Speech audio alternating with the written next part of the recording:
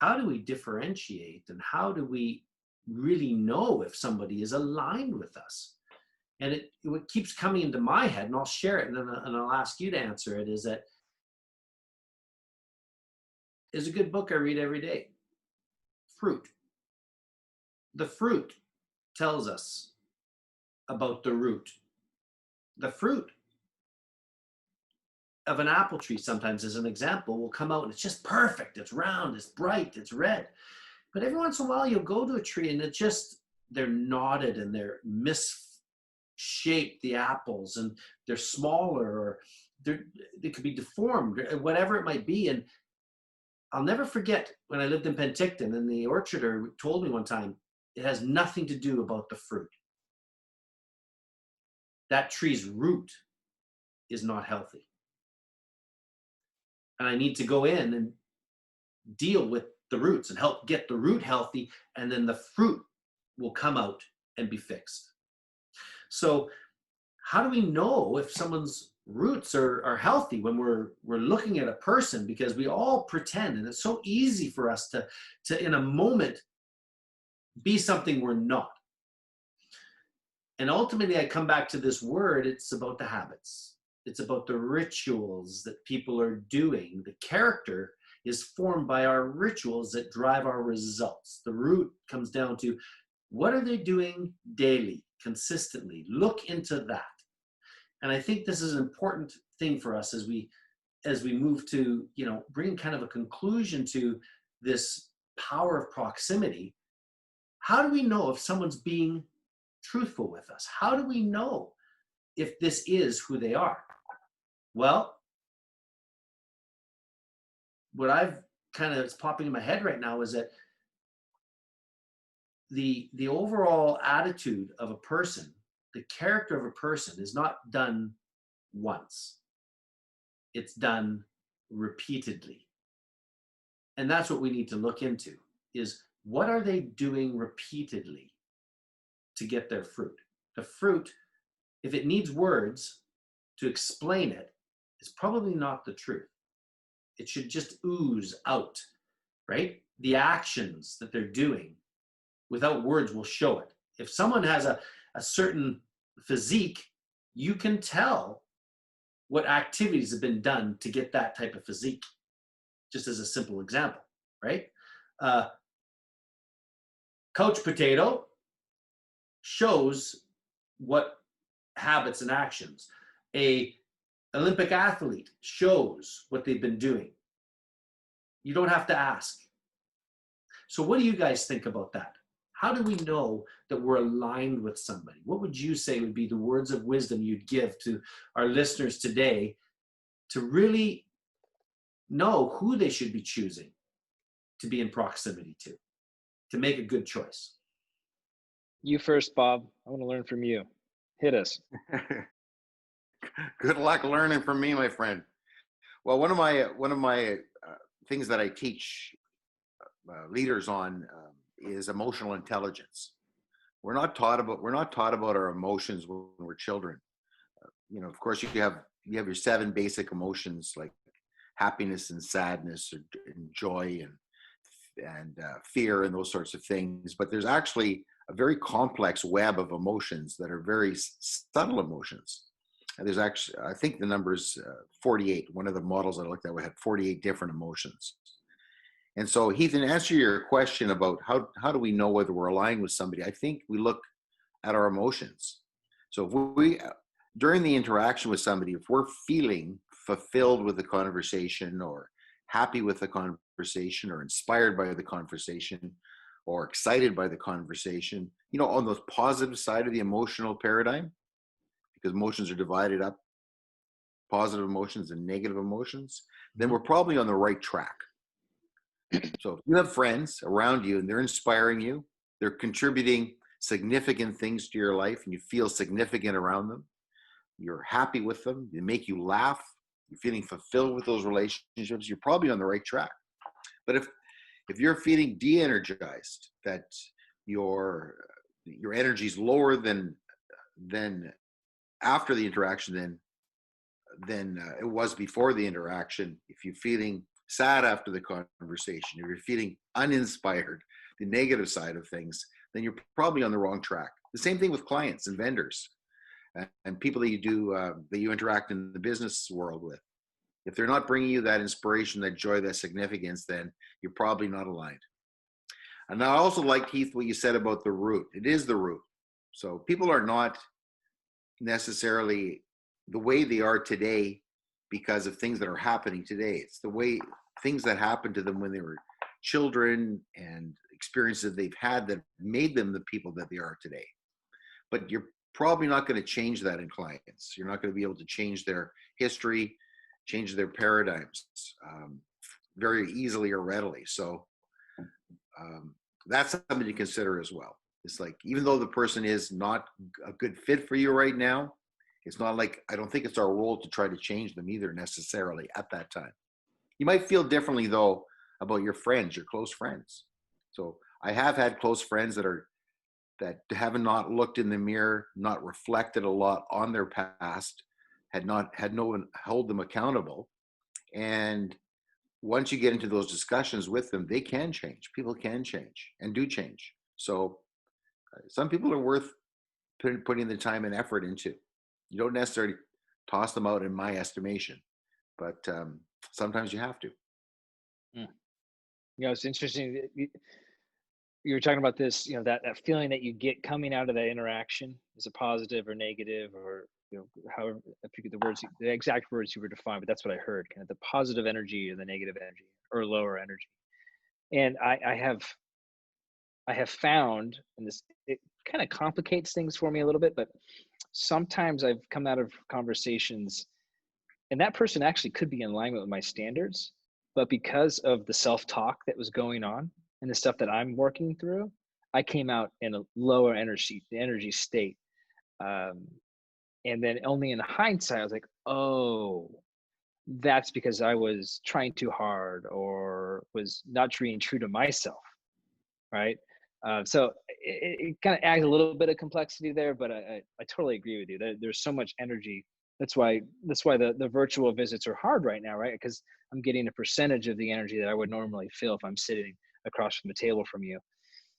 The things that I use in addition to what you shared, Bob, is seeing how people act in a moment of challenge or crisis. Oh, good one. Good one. Like I've learned a lot about myself. Right? We all three of us gone through divorce. That's a crisis, right? That's an emotional, financial, all of that, spiritual crisis. And to see how I go through that, to see how others go through that, that tells me a lot of their character, how they handle themselves in those moments where things aren't perfect. And another thing that I love to do, I do this a lot as long as video's fine, but definitely in person. You were talking about emotional IQ, and I'll use another term. I don't know if this exists or not, but I'm calling it emotional radar. And as you asked the question, Heath, I've realized this is something that I consistently do. I do emotional radar, right? The radar is where you're pinging, right? Like that, like the whales, right? They'll make a noise, or a dolphin will make a noise, and it'll come back, right? Or that's sonar, excuse me. Emotional sonar, that's what we're calling it, emotional sonar. So what I'll do is, in a conversation, I'll take one of those things that are important to me, one of those core values or standards, and I'll hit them with a question about it or a story about it. Right? Like on a date, I'll get deep real fast, and I'll share something that is heartfelt, and it could be business, it could be in all these areas of my life, but I'll hit them with that ping, and I'll see what comes back, right? And you can see it in their body language. Sometimes people will buckle over, like, whoa, that's too heavy. Right? I can't handle that, right? And it's really interesting. And it gives me an opportunity to kind of peel back that onion, right? So is it too heavy because they're just not ready to talk about that right now? Totally understandable. Or is it too heavy because they could just care less, right? And when I find that it's the care less, like in business conversations, when I'm out there networking, and I talk about just my family and my focus on spending time with my family and not being constantly grinding, if they don't ping back in a way that resonates with me, not a fit, right? Like, I know they're probably an amazing businessman or businesswoman, but they're not someone who I be wanting to, to have further conversations with, because they don't, right? The sonar is not, it's too mushy, right? It's not hard enough of a response. Mhm. So those are the two things that I do, in addition to what Bob had shared. Wow. Thanks. I have been blessed by you two today, just so much. What I'm hearing is that, in a simple way, is that fire purifies, is what you just said. And that, you know, the truth about people and the character comes out when there's a little bit of heat put on. The good question will bring out the truth. A truthful response is quite easy to see with how they, and that's that first reaction. What's that body doing? And, you know, those are some of the things that we've studied together through different courses, Nathan, and learning those things. And you, Bob, have taught me many of these things over the years. So I know a real simple one I always do now. I'm a nutcase golfer. Golf is like fire. It brings out the character of a person. Oh my goodness. And unfortunately, it's brought out a lot of bad in me at times, but I'll tell you, it is an example of something that you can do that's so simple. But an interview on a golf course, you'll know if they're a cheater. You'll know if they take life seriously. You'll know what they're Can I share a story with you as for wrap? That's totally in line with all of this. Okay, this is a great example of that the relationship not working, and it was it came out of golf. So early on in my career, like, I was a full-time college student. I was doing 20 units, university student, right? And was newly married, and I had a newborn. So this is my senior year of university. And I was going. I was selling life insurance during the days I wasn't in school. I was waiting tables at night, and then, full-time school load. So one of the things with life insurance is you build relationships on the golf course, especially out here in Nashville in the South, right? They're playing golf, no socks. For some reason that stood out. Penny loafers, no socks, and they're out there playing golf. So there was this doctor that I had been trying to get in with, and I'd met him for coffee, and in the conversation he mentioned he was playing golf, like the next weekend. I don't play golf. The most I had played was with a friend in high school. We'd chip in the morning, we'd go out, play, I don't know, 9 holes, but that was it. I'd done it maybe 3 or 4 times. So here I am, hungry to make money and support my family, hungry to fit in, right? I wasn't putting people through my standards. I was just trying to fit into theirs, right? And so I said, hey, I'd love to join you. He said, oh, great. Right, meet us here on this day, and bring your own stuff. So then I go home. Now I'm hustling, trying to find someone who's got golf clubs, because I don't have them. I don't even know where to get them. So I get shoes, golf clubs. End up meeting with this doctor and his 4 group of friends, and we go out riding, or we go out playing.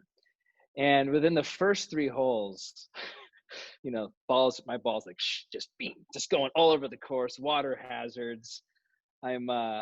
I think by the 9th hole, I was cursing on the course. Was trying to drink to relax. It was a horrible experience. I just remember, I don't even think I said goodbye to the guy. Like, it was such a horrible experience. Because you know what?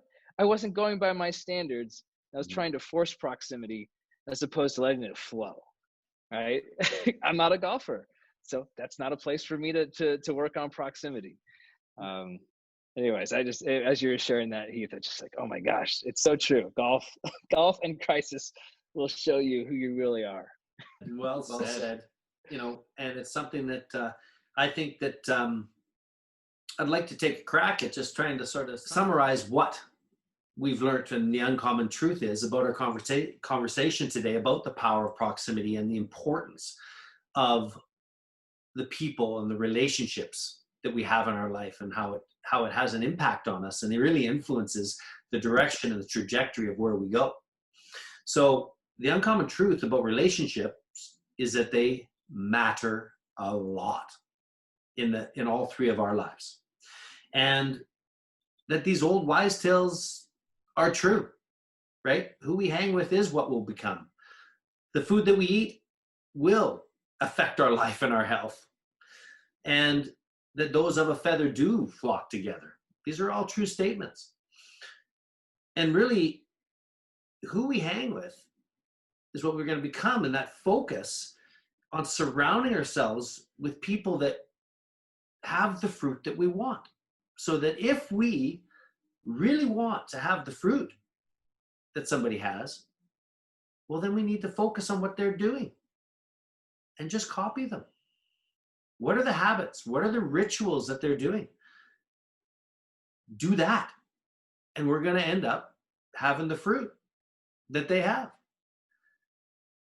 If we want to be around happy people, that happiness is going to rub off because we're going to start to do and think and ultimately then say what they say and end up in that type of attitude, and that really dictates our altitude of life.